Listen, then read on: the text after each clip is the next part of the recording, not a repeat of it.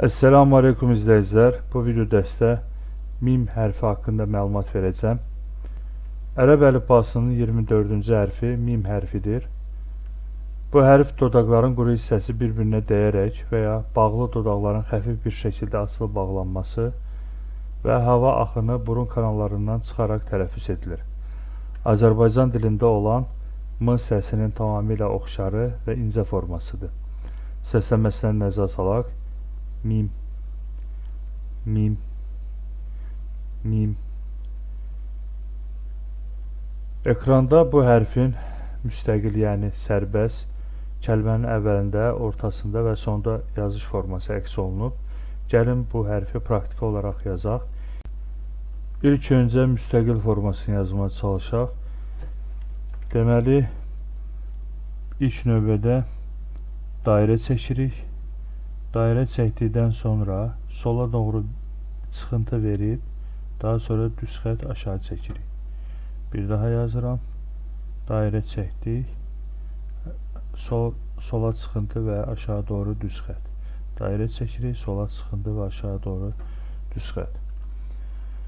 Kəlmənin əvvəlində olan yazışı isə bu formadadır. Dairəni çəkdik. Dairəni çəkdikdən sonra bu çıxıntını, yəni sola verib aşağı düşmürük. Yəni elə bu çıxıntı ilə sola doğru uzadırıq ki, özündən sonra hər hansı bir hərfə birləşsin.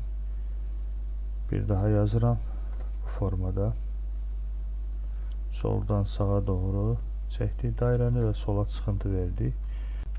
Kəlmənin ortasında isə kəlmənin əvvəl yazışına sağ tərəfdən çıxıntı verməklə yaza bilərsiniz. Deməli, sağdan çıxıntı verirəm və buradan dairəni irəli geri çəkib sola doğru çıxıntısını verirəm. Bir daha yazıram.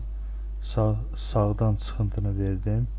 Daha sonra irəli geri dairəni çəkib sola doğru çıxıntı verirəm. Yenə sağdan çıxıntı, dairəni çəkirəm və buradan da çıxıntısını verirəm. Kəlmənin sonunda isə müstəqil formaya sağdan çıxıntı verməklə yaza bilərsiniz. Deməli, sağdan çıxıntı verdim və dairəni çəkdim və bu zaman sola çıxıntı və aşağı doğru düz xətt.